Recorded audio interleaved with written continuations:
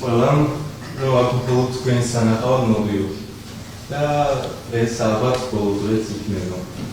უბრალოდ იქნება რა? ცნობს პატარა იმედი, მაგრამ რაღაც იქნება რა. იცით, ყველამ რომ თელავიდან ჩამოვდიოდი თბილისში აქციებზე. მართლაც ნერვულობ. ჩემთვის ძალიან მნიშვნელოვანი დღეა. ჩამოდიოდი აქციებზე, რადგან თანამოაზრეებთან ერთად განპროტესტებინა მშვიდობიანი პროტესტი ევროკავშირის კურსთან გადავხდა. 19 ნოემბრის გამთენიისას ჭავჭავაძის გამზირზე როცა დაიწყა ეს ფორმიანი რაჯულება იმ პატარა ლამაზი სამყაროს განგრევა და სისხლიანი თემებით შევახო. მაგას ვიყავი დაახლოებით ორი დღის უძილო ვიყავი, ძალიან დამოუკიდებელი ვიყავი და ვერ გავაცნობიერე რა ხდებოდა.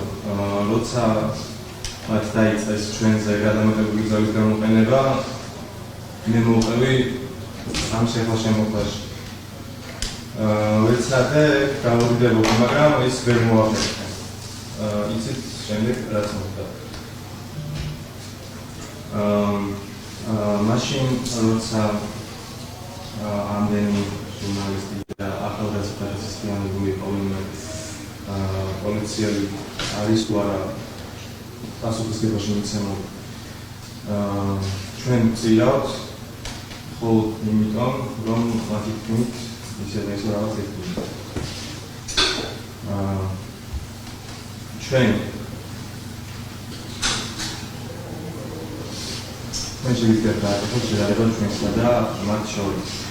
ისინი არიან სისხლიან ძალაუფლებას და ფულს ამოფარებული და ჩვენ ვართ ახალგაზრდები, რომლებიც ეს ძალაუფლება პირისპირ.